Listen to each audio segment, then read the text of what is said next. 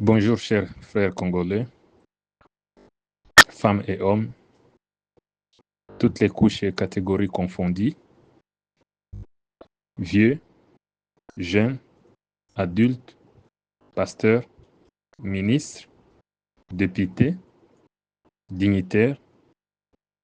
Aujourd'hui, nous avons jugé de venir à travers ces messages que nous dédions au président de la République, M. Félix Antoine Tshisekedi Tshilombo, compte tenu de l'état de crise que traverse notre pays pendant ce moment douloureux. Monsieur le Président de la République, bonjour. Cher Président, est-ce que le peuple congolais vous doit-il encore des loyautés? Conformément à notre Constitution, dans son article 69, le rôle du Président de la République est de garantir l'unité de la République et de protéger les citoyens ainsi que l'intégrité territoriale du pays et aussi de promouvoir l'unité et l'intégrité nationale. Monsieur le Président, d'après notre Constitution, vous êtes les tout, les garants de bon fonctionnement des institutions. Si une chose ne va pas, c'est-à-dire, c'est vous qui en êtes responsable. Monsieur le Président, nous venons avec indignation de constater que votre gouvernement a failli à protéger le peuple congolais. Monsieur le Président, nous avons des indices qui prouvent à suffisance combien vous êtes beaucoup plus attaché aux Rwandais qu'aux Congolais. Pour ce faire, nous allons énumérer certains de ces indices, un après l'autre. Monsieur le Président, vous avez nommé Jules Banza Mwilambwe comme chef d'état-major, avec son adjoint Rubasira Obed, un Rwandais, qui est chargé de la logistique et des opérations. Cher Président, vous avez nommé Massunzu comme le chargé des opérations dans la zone est de la République démocratique du Congo. Est-ce que ce que vous faites réellement, les Congolais s'interrogent, vous comprenez les enjeux de tout ce que vous êtes en train de faire, ou vous les faites puisque vous voulez, ou soit il y a quelqu'un d'autre qui vous dicte, parce que le peuple congolais vous a élu comme président. Nous regrettons fort de voir ou de constater que tout ce que vous faites va toujours à l'encontre des aspirations ou des souhaits du peuple congolais. Cher Président, le peuple congolais en a marre. Les Congolais commencent déjà à sentir que vous êtes une lourde tâche et un auteur, si pas majeur, alors principal pour l'accomplissement du fameux empire Yima ou la balkanisation de notre territoire. Pendant votre premier quinquennat, Monsieur le Président, ou votre premier mandat, vous avez déclaré à Londres, devant les Congolais, que les fameux soi-disant Banyamulenge sont nos frères congolais. Et pourtant, vous savez bien qu'il n'existe pas au Congo une tribu appelée Banyamulenge. Pouvez-vous, cher Président, nous prouver réellement ou nous expliquer d'où est venue cette tribu? Car nulle part dans les archives du Congo, depuis l'époque précoloniale, on ne fait mention de ces mots. Mulenge est une chefferie de Bavira au Sud Kivu. Toutes les tribus du Congo sont attachées à ces trois caractéristiques: leur territoire, leur langue et leur tribu. Tout peuple n'ayant pas accompli ces caractéristiques au Congo est donc considéré comme étant des émigrants ou étrangers et n'ont pas de terres ancestrales au Congo. Monsieur le Président, vous nous avez promis qu'à la moindre escarmouche, vous allez riposter rigoureusement. Où en sommes-nous maintenant? Vous nous avez assuré que Goma ne tombera pas, mais aujourd'hui, Goma, Bukavu, Walikale et tant d'autres entités ont tombé. Les Congolais se demandent quand est-ce que cette riposte verra le jour? Monsieur le Président, les M23 que vous avez qualifiés d'être un mouvement terroriste qui tue les jours au jour, qui viole et pille nos minéraux, pourquoi avez-vous accepté de les rencontrer à Luanda? Vous nous avez dit que vous allez rencontrer Kagame pour lui demander qu'est-ce qu'il a à faire avec votre peuple. Heureusement, le 18 mars 2025, vous avez rencontré Kagame au Qatar. Quelle réponse Kagame vous a fournie, Monsieur le Président? Nous voulons en savoir plus. Monsieur le Président, pourquoi vous adhérez à ces fameuses organisations africaines, à telle enseigne l'EAC, dont vous ne savez pas réellement les issues? Qu'est-ce qui vous a motivé réellement à s'adhérer à ces organisations dont vous connaissez que leur composition interne sont les pays Tutsis, les pays dirigés par les Tutsis? Qu'est-ce qui empêche que la RDC se retire de l'EAC et de la francophonie? Nous voulons savoir, cher Président, qu'est-ce qui vous empêche réellement? Qu'est-ce qu'il y a au fond? Qu'est-ce qui fait que vous ne puissiez pas prendre des mesures pour se retirer de l'EAC ou de la francophonie? Quels sont les intérêts ou les bénéfices que ces organisations apportent à votre peuple?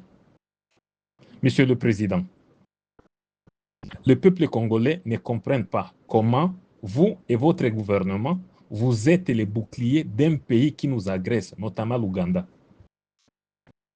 Nous nous indignons du fait que votre entourage sont les anciens du CNDP, du RCD et du M23. Toutes vos ordonnances lues ne font que placer les Rwandais au poste stratégique de commandement au détriment des vrais Congolais soucieux pour la protection de leur république. Les chefs d'état-major ougandais, cher Président, menacent tout le temps notre intégrité territoriale. Et les élus du Congo avalent toujours des couleuvres, comme si le pays n'est pas gouverné, n'a pas un gouvernement responsable. Monsieur le Président, qu'est-ce que vous cachez aux Congolais? Qu'est-ce que vous cachez? Qu'est-ce que vous ne voulez pas dévoiler? Qu'est-ce qui ne va pas? Car le peuple qui vous a élu ne trouve aucun avantage en vous élisant. Toutes nos frontières sont aujourd'hui attaquées et le pays est pleinement embrasé. Pourquoi ne pas doter des moyens adéquats et propices à nos vaillants combattants Wazalendo pour qu'ils puissent défendre l'intégrité de notre territoire ou de notre pays? Comment peut-on toujours garder Massunzu pour commander la guerre à l'Est? C'est-à-dire, au Congo, il n'y a pas d'autres militaires qui puissent jouer le même rôle que Massunzu joue pour le moment. C'est-à-dire, les opérations en République démocratique du Congo doivent être assurées par les Rwandais. Monsieur le Président, qu'est-ce qui est au fond? Qu'est-ce qui est au fond? Qu'est-ce que vous nous cachez? Quels sont les accords que vous avez conclus avec ces gens? Après l'échec du fait des routes de Luanda et de Nairobi, ainsi que celui du Qatar, que vous avez encore accepté à intégrer de nouveaux processus avec les Rwandais et les M23. Monsieur le Président, nous voulons connaître Le Congo a suivi des processus, les accords que nous avons signés. L'un avec l'Angola et l'autre avec le Kenya. Donc, le Kenya, c'est le processus où l'État congolais doit rencontrer tous les groupes armés. Celui de Luanda, en Angola, c'est l'État congolais avec l'État rwandais, c'est-à-dire Paul Kagame. Mais brusquement, la SADC a fusionné toutes les deux accords ensemble pour qu'il reste un seul accord, celui de Luanda. Et par notre grande surprise, nous avons vu tous les groupes armés qui devaient se rendre à Nairobi ont été écartés. Et vous avez malignement créé ce qu'on appelle RAD. Donc RAD, c'était un moyen d'écarter tous les restes des groupes armés, afin qu'il y ait seulement les M23. Et ça a été fait par votre gouvernement. Vous avez créé les RAD pour éliminer malignement les autres groupes armés, afin que vous restiez avec M23, que vous allez dialoguer sur la table des négociations. Maintenant, ces processus-là, celui de Luanda et de Nairobi, après être fusionnés, ils ont échoué. Les 18, ils ont échoué. Les 18 de ces mois. Mais brusquement, nous vous avons vu au Qatar et vous avez signé des accords avec Paul Kagame devant l'émir du Qatar.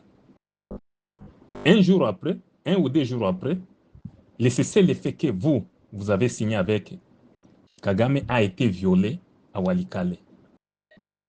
Monsieur le Président, nous voulons savoir, est-ce qu'avec cette alliance, vous allez encore nous proposer un autre accord ou vous allez encore accepter lorsque la SADC vous dit ou la SADC organise d'autres sommets pour la recherche de la paix en République démocratique du Congo? Allez-vous encore accepter ça? Puisque l'accord de Luanda a failli, n'a pas été réalisé. Celui du Qatar, il a échoué. Alors, on va chercher un autre accord. Mais pourquoi ça, Monsieur le Président? Pourquoi ça? Pourquoi vous n'avez pas de décision, vous, en tant que garant de la nation? Que doit-on vraiment espérer du gouvernement? Allez-vous libérer Goma, Bukavu, et par quels moyens?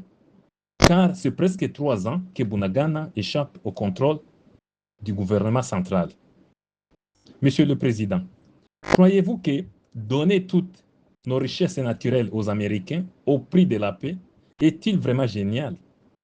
Quel serait alors votre rôle en tant que président de la République? Et quel est le rôle du gouvernement? Vous avez fait Minembwe une commune, Monsieur le Président, et intronisé un Rwandais comme administrateur de Minembwe. Malgré la désapprobation des populations autochtones, où en sommes-nous aujourd'hui? Où en sommes-nous avec Minembwe? Minembwe a échappé à votre contrôle à cause des gens que vous avez vous-même nommés, Monsieur le Président. Vous savez que tous les Rwandais sont les produits de l'AFDEL, du RCD, du CNDP et du M23. Pourquoi vous affichez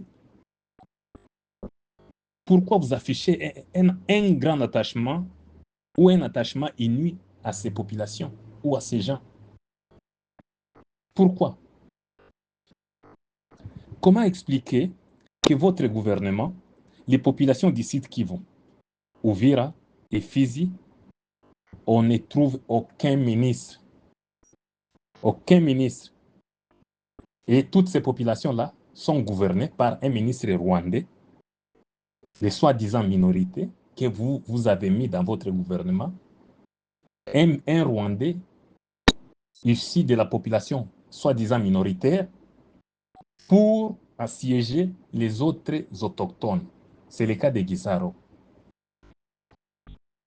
Monsieur le Président, le peuple se réjouit du fait qu'en 2028, ni vous, ni votre cher parti IDPS, rien ne peut encore nous convaincre de vous faire confiance. Monsieur le Président, ça, c'est ce qu'on appelle le fumisme. C'est le fumisme que vous nous faites. Et nous en avons assez, nous en avons marre. Ça, c'est la haute trahison, Monsieur le Président. Chers Congolais, lèvons-nous. Le peuple doit se prendre en charge et se libérer. Le temps que nous traversons est un temps très mauvais, très dangereux pour l'avenir de notre peuple et de nos enfants. Si votre gouvernement, cher président, n'est pas à la hauteur de répondre aux aspirations du peuple congolais, il vaudra mieux démissionner avant que la balkanisation s'installe. Votre gouvernement est caractérisé par des vols, des détournements. Un gouvernement tribal composé à majorité par les Luba di Kasai et les Bashi rwandais. Le Congo n'est pas en guerre avec le Rwanda. Mais comment expliquer, Monsieur le Président, que vous signez les cessez-le-feu avec le Rwanda? Comment expliquer ça? Comment expliquer que chaque fois, c'est vous qui signez les cessez-le-feu avec le Rwanda, alors que le Congo ne se bat pas avec le Rwanda. Le Congo n'est pas en conflit avec le Rwanda. C'est l'armée rwandaise qui est au Congo. Comment le gouvernement ne peut pas être en mesure de chasser ces gens? Vous signez toujours des cessez-le-feu. Et qu'est-ce que ça nous apporte, Monsieur le Président? M23 est un mouvement terroriste. Le M23 a récemment émis une annonce décrétant un cessez-le-feu à Walikale. Et directement, nous avons vu les gouvernements centrales, les gouvernements congolais prendre acte du cessez-le-feu décrété par les terroristes. Finalement, on se demande, Monsieur le Président, entre les gouvernements et les M23, qui est le vrai terroriste? Qui est l'ennemi du peuple congolais? À chaque fois que vous participez à des sommets, la RDC perd toujours ses territoires car cela donne un moyen propice aux envahisseurs de progresser. Avez-vous déjà remarqué cela, Monsieur le Président? Et pourquoi ne pas arrêter cette hémorragie? Votre politique nous déçoit. Votre gouvernance est incapable. Vous avez le devoir de rendre compte au peuple congolais qui vous a élu et non à qui que ce soit. Nos frontières, nos espaces aériens sont toujours violés par le Rwanda et l'Ouganda. Mais le gouvernement central ne peut même prononcer un mot. Le Congo est embrasé pour le moment.